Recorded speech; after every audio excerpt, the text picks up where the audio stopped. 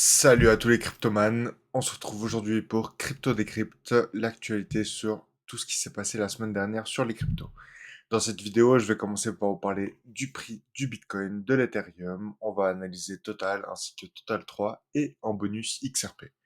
Ensuite, on va parler de l'actualité avec notamment le Genius Act, la nouvelle loi fédérale qui favorise évidemment les crypto-monnaies ainsi que les stablecoins. Ensuite, nous allons parler du fail de PumpFun ainsi que de l'airdrop officiel de Meteora et nous terminerons la vidéo par parler des JLP Loans qui ont débarqué sur Jupiter. Reste bien tout au long de la vidéo pour ne louper aucune information et là, tout de suite avant de commencer, je te conseille d'activer la cloche, de t'abonner et de liker la vidéo. Allez, enjoy. Et donc tout de suite, on passe au prix du Bitcoin. Donc ici en vue hebdomadaire, comme vous voyez, on fait une petite mèche, une bougie rouge. On a la MM20 en bleu et la MM50 en vert qui peuvent servir de support. Pas grand chose à dire si ce n'est que ce serait pas déconnant de revenir tester le niveau des 110 105, range un peu élevé, mais on pourrait revenir le tester. Sinon, en daily, on a évidemment la MM50 qui arrive de nouveau sur ce niveau des 110 000. Et pourquoi pas repayer une petite touchette ici sur la MM20 à 114 000. Évidemment, tout ce que je dis n'est pas un conseil en investissement, je ne donne que mon avis. Sur les cryptos, je ne descends pas spécialement beaucoup plus bas que le daily. Parfois en 4 heures, mais comme vous voyez ici en 4 heures, il n'y a rien à voir, tout est plat. On vient de passer sous les MM20 et MM50 H4, mais il n'y a vraiment rien à faire là. Sur ces moyennes mobiles et sur ces UT de temps aussi basses. Ethereum qui a surperformé le Bitcoin cette semaine. Là, tout de suite, en vue hebdomadaire, bon ben, on est dans un monstre range. Ici, on a cassé par le bas, mais on a réintégré. Heureusement. Maintenant, où est-ce qu'on va s'arrêter? Je ne sais pas. Quand même à garder en tête ce haut de range qui est vers les 4000 $ si jamais on revenait à échouer dessus ou bien on va le péter, revenir le retester pour repartir. Pour l'instant, la configuration est monstre belle. Vous voyez ici toutes ces petites bougies en zone d'accumulation, en zone d'accumulation. Et on finit par péter vers le haut. On peut très bien retester ici pour remonter.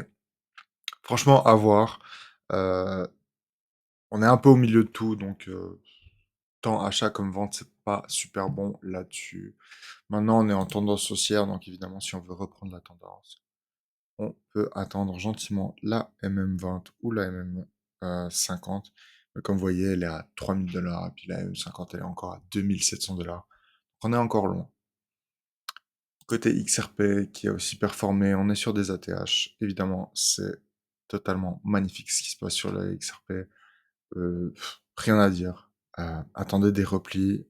Soyez patient si vous voulez en acheter et puis que vous en avez pas.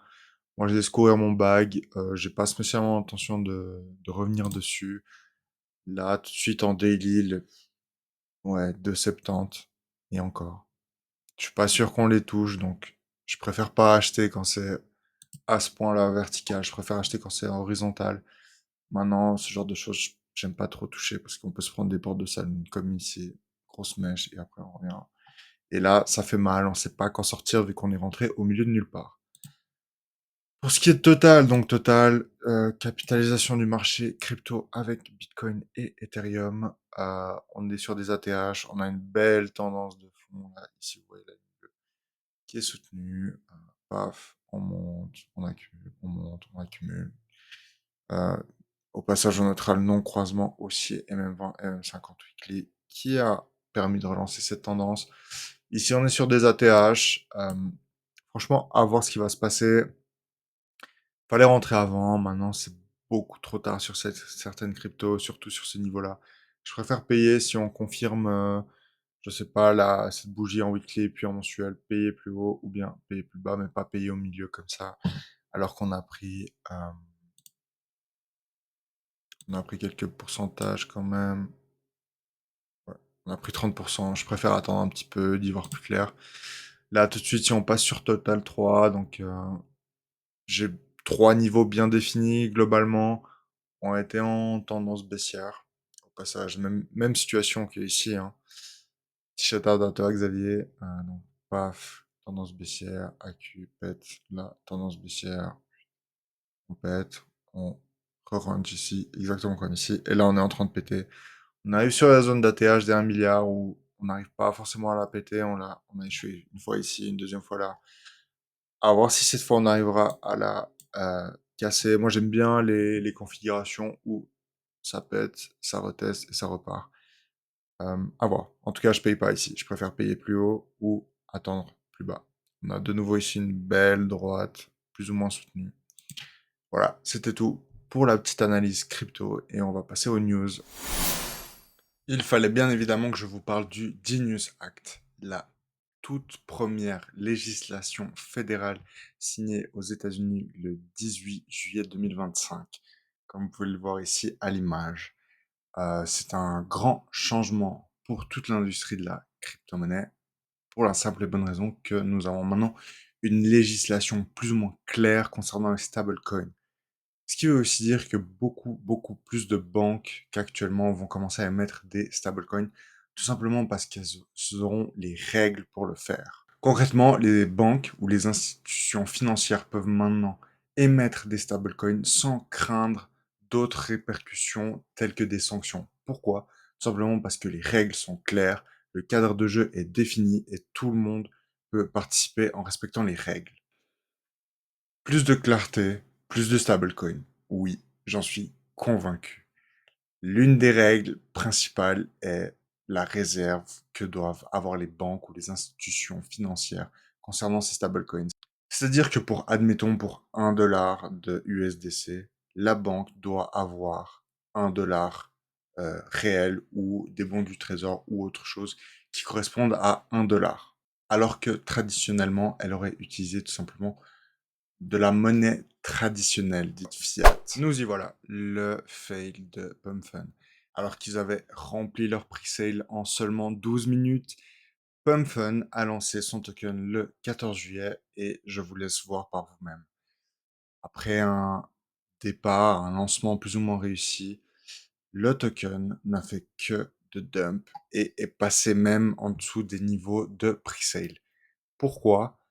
Il y a beaucoup de raisons, notamment celle que le dev a commencé à sell de tokens qu'il avait lui. Aussi, beaucoup de rumeurs disent qu'il n'y aura finalement zéro airdrop par rapport à ce token Pump. Et aussi par le fait que tous les tokens qui sont lancés quotidiennement sur PumpFun finissent à zéro en quelques secondes. 99% des tokens lancés sur cette plateforme finissent à zéro instantanément. Ce n'est plus vraiment le jeu des mêmes coins où on sait que tout simplement les coins sont voués à aller à zéro, mais il y a l'esprit même coin, on s'amuse un petit peu, il y a une communauté, tout ça. Non, là, PumpFun est devenu un peu plus côté gambling, casino. On in un même coin en 30 secondes, on doit le dump instantanément, sinon c'est nous qui nous en dump, tout ça. Et cette ambiance un peu de marché a fait que le lancement n'est absolument pas une réussite. On sait pas qui a vendu les tokens, mais si personne n'a été airdrop, on est quasiment sûr que c'est la team, on est aussi sûr que c'est le dev qui a sold. Et pas un super coup pour aussi ceux qui ont in en pre-sale, pour la simple et bonne raison qu'on est revenu chercher leur prix de pre-sale. Voilà, un loupé absolument étonnant. Mais on enchaîne donc avec l'airdrop Meteora, qui est officiellement annoncé. Meteora est un protocole sur la DeFi Solana qui permet donc de fournir de la liquidité de manière dynamique via des DLMM et DAMM. Si vous n'y connaissez rien, laissez-moi un commentaire et évidemment je vous ferai une vidéo là-dessus.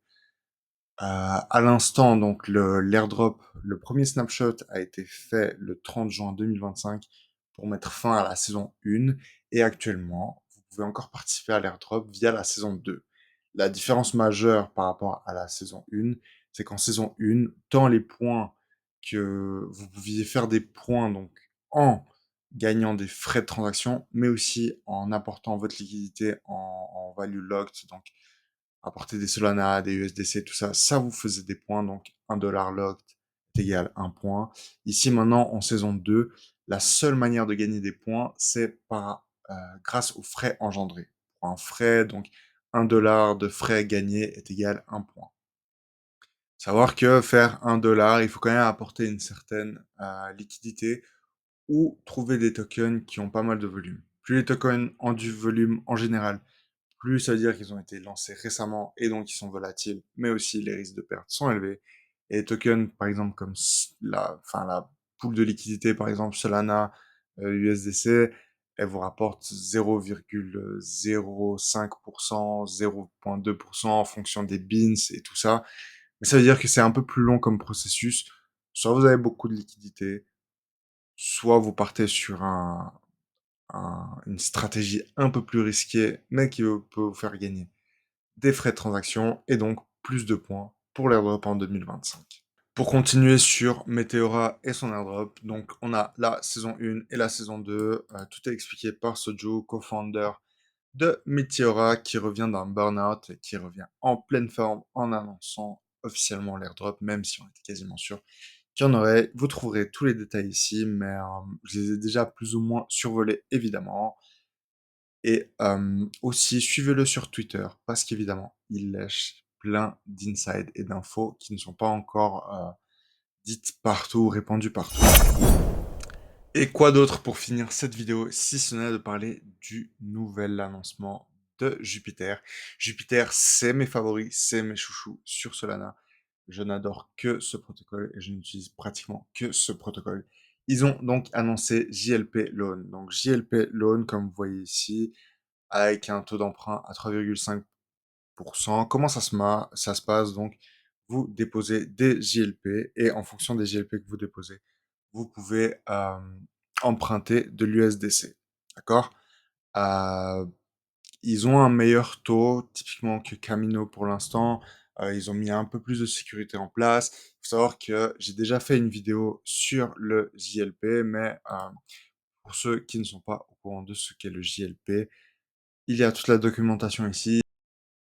Donc voilà l'explication de ce qu'est le JLP. Donc comme on peut le lire ici, c'est le token créé pour les utilisateurs qui provide de la liquidity pour les perpetuals. Donc dans ces perpetuals, il y a de l'USDT, de l'USDC, du Bitcoin, de l'Ethereum et du Solana. Et ensuite, les frais de tous les utilisateurs qui utilisent les perpetuals. Donc, les transactions à effet de levier, tout ça, une grande partie des frais va dans ce JLP qui est buyback et ainsi de suite. Et, il a un taux de rendement assez intéressant. On peut aller le voir juste ici, le taux de rendement. Voilà, quand on appuie sur Earn, il est à 20% de taux de rendement. Et je ne vous ai pas dit de bêtises, du Solana, de l'Ethereum, du Bitcoin, de l'USDC et de l'USDT. Voilà, c'était tout pour moi et pour ce tout premier Crypto Decrypt. Si ça t'a plu, n'hésite pas à lâcher un like et à t'abonner. Aussi, ton avis m'intéresse en commentaire. Si tu as évidemment des idées pour d'autres vidéos ou des thèmes que tu aimerais que j'aborde, n'hésite pas à nouveau dans les commentaires. Et je te dis à très vite pour de nouvelles vidéos. Tchuss!